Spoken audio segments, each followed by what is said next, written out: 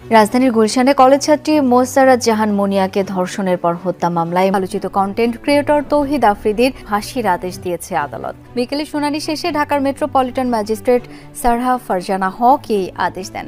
হত্যা মামলায় স্বীকারোক্তিমূলক জবানবন্দি দিয়েছেন তৌহিদ আফ্রিদি। সিনিয়র জুডিশিয়াল ম্যাজিস্ট্রেট তামান্না ফারার কাছে এই জবানবন্দি দিয়েছেন। এই মুহূর্তে রিমান্ডে রয়েছেন আলোচিত কন্টেন্ট ক্রিয়েটর তৌহিদ আফ্রিদি।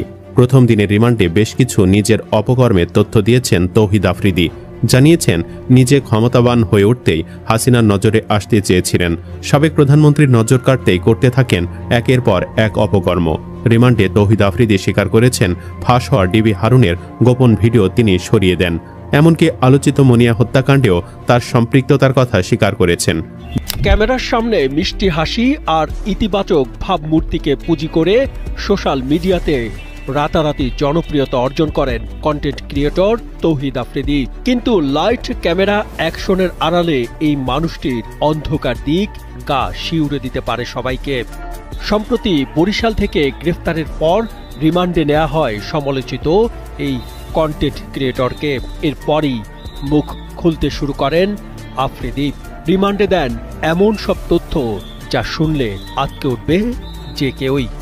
আলোচিত মুনিয়া হত্যাকাণ্ডেও তার সম্পৃক্ততার কথা স্বীকার করেছেন।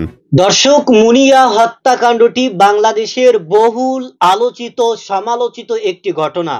কারণ এই মুনিয়াকে নির্মমভাবে নির্যাতন করে হত্যা করা হয়েছে এবং এই হত্যার সাথে যারা জড়িত তারা প্রভাবশালী হওয়ায় এবং আওয়ামী সংশ্লিষ্ট হওয়ার কারণেই তাদের বিরুদ্ধে কেউ প্রতিবাদ করতে এবং কথা বলতে সাহস পায়নি। কারণ যারাই প্রতিবাদ করেছে, যারাই কথা বলেছে, তাদের কেরিয়ার এবং তাদের জীবনকে নষ্ট হওয়ার, গুম করার হুমকি দামকি দিয়েছেন। তাদের মধ্যে অন্যতম হচ্ছেন এই কন্টেন্ট ক্রিয়েটর তৌহিদ আফ্রিদি। দর্শক, এই তৌহিদ আফ্রিদি রিমান্ডে এই মুনিয়ার হত্যার স্বীকারোক্তি দিয়েছে এবং চাঞ্চল্যকর কিছু তথ্য দিয়েছে যা শুনলে আপনি অবাক হয়ে যাবেন। আপনার শরীরে রক্তের তাপ বেড়ে যাবে আরো কয়েক গুণ। দর্শক, এই বিষয়ের কিছু অংশ ভিডিওর শুরুতে শিরোনামে আপনারা দেখেছেন, বিস্তারিত পুরো ভিডিও জুড়ে। তার আগে আমার একটা অনুরোধ, যারা আমার চ্যানেলে নতুন আসছেন চ্যানেলটি সাবস্ক্রাইব করে অল ক্লিক করে বেল আইকনটি বাজিয়ে দিন। চলুন দেখে আসি এই কন্টেন্ট ক্রিয়েটর তৌহিদ আফ্রিদি রিমান্ডে এই মুনিয়ার হত্যার যেই স্বীকারোক্তি দিয়েছেন সেটা আমরা দেখব। সেটা দেখার আগে প্রথমেই দেখে আসি যে এই হত্যার সাথে আরো কারা কারা জড়িত ছিল এবং কাদের উপরে ভর করে ভরসা করে তারা এই ধরনের একটা অন্যায় অপকর্ম করেছেন সেটা আমরা ভিডিও আকারে দেখব। এরপরে পুরো বিষয়টি দেখব। ভিডিওটা অত্যন্ত গুরুত্বপূর্ণ, তাই ধৈর্য ধরে একটা লাইক এবং ভিডিওটি শেষ পর্যন্ত দেখতে থাকুন। সম্প্রতি বরিশাল থেকে গ্রেফতারের পর রিমান্ডে নেওয়া হয় সমালোচিত এই কন্টেন্ট ক্রিয়েটরকে। এরপরই মুখ খুলতে শুরু করেন আফ্রিদি। রিমান্ডে দেন এমন সব তথ্য যা শুনলে আটকে উঠবে যে কেউই। প্রতারণা আর নির্যাতনে তৌহিদ আফ্রিদি কয়েক কাঠি সরেশ। সাবেক স্বরাষ্ট্রমন্ত্রী, আইনমন্ত্রী ও ডিবি প্রধানের শেল্টারে এই ভদ্রবেশী বালক হয়ে ওঠেন অপরাধ জগতের অপ্রতিরোধ্য। এতদিন যারা তাকে খুব কাছ থেকে দেখেছে তারাই এখন আফ্রিদির বিরুদ্ধে মুখ খুলতে শুরু করেছেন। গ্রেফতারের পর তৌহিদ আফ্রিদির কাছ থেকে জব্দকৃত মোবাইল, হার্ড ডিস্ক ও ম্যাকবুক 3টি ডিভাইস ফরেনসিক পরীক্ষার প্রক্রিয়া চলছে। এসব ডিভাইসে রাষ্ট্রবিরোধী অনেক ভয়ঙ্কর তথ্য প্রমাণ থাকার প্রাথমিক প্রমাণ মিলেছে। রাষ্ট্রপক্ষের আইনজীবী বলছে, অভ্যুত্থানে অংশ নেয়া ছাত্র জনতাদের ধরে মাথা ও গলা কেটে হত্যার হুমকি দেয়া এবং এ বিষয়ে আরও চাঞ্চল্যকর তথ্য পাওয়া যেতে পারে। তাকে আটক করার সময় তার কাছ থেকে তার মোবাইল এবং কম্পিউটারের হার্ড ডিস্ক সহ আরও অন্যান্য ডিভাইস, যেহেতু সে একজন কন্টেন্ট ক্রিয়েটার, তার কাছ থেকে তার যে ব্যবহৃত ডিভাইসগুলো সেগুলো উদ্ধার করা হয়। সেই সমস্ত ডিভাইসের মাধ্যমে যে বৈষম্যবিরোধী আন্দোলন চলাকালীন যে আন্দোলনকারীদের প্রতি তার যে আক্রমণাত্মক ভাষা, সে সমস্ত বিষয়গুলা, ভিডিওগুলা, সে সমস্ত রেকর্ডিংগুলা তার এই ডিভাইসগুলোর মধ্যে পাওয়া যাবে, এটা আমরা বিশ্বাস করি। এবং এই ডিভাইসগুলো যথাযথভাবে পরীক্ষা নিরীক্ষার মাধ্যমে তার বিরুদ্ধে ব্যবহার করার জন্য প্রয়োজনীয় উপাদান, প্রয়োজনীয় আলামত, প্রয়োজনীয় উদ্ধার হওয়া ডিভাইসগুলোতে এনক্রিপ্টেড মেসেজিং অ্যাপ ব্যবহার করে একাধিক আওয়ামী লীগ নেতার সঙ্গে যোগাযোগের প্রমাণ রয়েছে। এসব চ্যাটে আন্দোলনের সময় কোথায়, কিভাবে আন্দোলন দমন করা যাবে সেই সব পরিকল্পনার তথ্য রয়েছে বলে অভিযোগ আছে। সমালোচিত এই কন্টেন্ট ক্রিয়েটর নারীদের নিয়ে ইতিবাচক ভাবমূর্তি দেখালেও আড়ালে নারী লালসা, নির্মম ও ভয়ঙ্কর দিক থেকে বিস্মিত বালকে পরিণত হয়েছিলেন। তার নির্যাতনের শিকার এমন কয়েকজন তরুণীর বক্তব্যে এসব তথ্য উঠে আসে। ভুক্তভোগী নারীরা জানান, যাকে ভালো লাগতো তাকেই শারীরিক সম্পর্কের জন্য চাপ দিতেন তৌহিদ আফ্রিদি। এ সময় ভয়ঙ্কর এক তথ্য উঠে আসে ভুক্তভোগীর এক নারীর জবানিতে। যতদিন ভালো লাগবে নারীকে ততদিন ব্যবহার করার পর ছুঁড়ে ফেলে দিতেন ব্যাড বয় খ্যাত তৌহিদ আফ্রিদি। এ নিয়ে মুখ খুললে নাকি ডিবি কার্যালয়ে নিয়ে মারধর ও নির্যাতন করাতেন আফ্রিদি। শুধু তাই নয়, বেশ কয়েক বছর আগে আত্মহত্যা করে মারা যাওয়া তরুণী মোসারাত জাহান মুনিয়ার হত্যাকাণ্ডের সাথে জড়িত থাকার প্রমাণ মিলতে শুরু করেছে। তৌহিদ আফ্রিদি ও তরুণী মুনিয়ার একটি ফোন কল ফাঁস হলে এর সত্যতা মেলে। ফোন কলে শোনা যায় মুনিয়ার বাসায় আসা যাওয়া করতেন নারী সাপ্লায়ার তৌহিদ আফ্রিদি।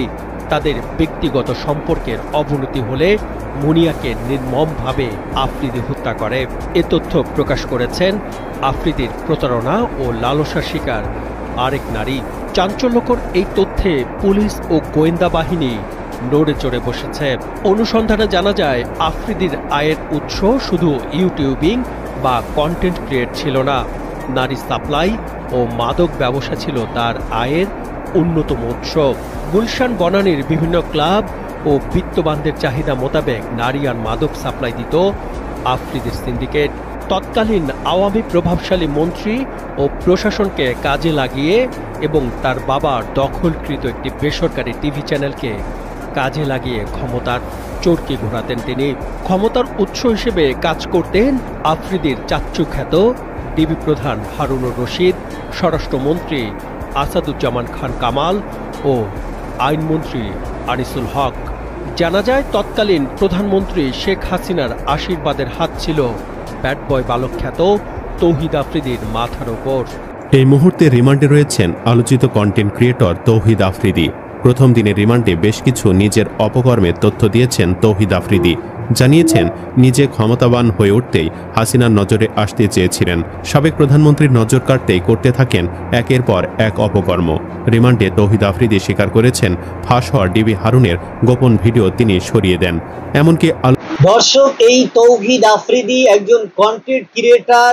আমরা তাকে ভদ্র এবং ভালো একজন মানবতার ফেরিওয়ালা বলেই মনে করতাম, কিন্তু তিনি ক্যামেরার ভিতরে সুন্দর এবং ভদ্র মানবতার ফেরিওয়ালা সেজেও ক্যামেরার বাহিরে কিন্তু সে একজন মাফিয়া টাইপের সন্ত্রাসী ছিল। কারণ এই যে মুনিয়া হত্যাকাণ্ডটি কিন্তু বাংলাদেশের একজন বহুল আলোচিত ঘটনা, এবং এই আলোচিত ঘটনায় যখন তাকে এ ধরনের নির্মমভাবে নির্যাতন করে তাকে হত্যা করা হয়, এই হত্যার পিছনে, এই ষড়যন্ত্রের পিছনে যারাই জড়িত ছিল তাদের মধ্যে অন্যতম হচ্ছেন এই কন্টেন্ট ক্রিয়েটর তৌহিদ আফ্রিদি। তিনি প্রভাবশালী হওয়ায়, টাকা পয়সার বলে এবং আওয়ামী লীগের সংশ্লিষ্ট হওয়ার কারণেই, আওয়ামী লীগ ক্ষমতায় থাকার কারণেই তিনি এতদিন ধরাছোঁয়ার বাইরে ছিল এবং মানুষ তাদের বিরুদ্ধে কথা বলতে, প্রতিবাদ করতেও সাহস পায় নাই। কারণ তাদের বিরুদ্ধে যারাই কথা বলেছে, যারাই তাদের বিরুদ্ধে প্রতিবাদ করেছে, যারাই তাদের বিরুদ্ধে মুখ খুলেছে, তাদেরকেই নির্মমভাবে, নির্যাতনভাবে তাদেরকে মারধর করা হয়েছে, হুমকি ধামকি দেওয়া হয়েছে। তাদের কেরিয়ার নষ্ট হওয়ার পর্যন্ত এই হামকি দুমকি দিয়েছেন এই তৌহিদ আফ্রিদি।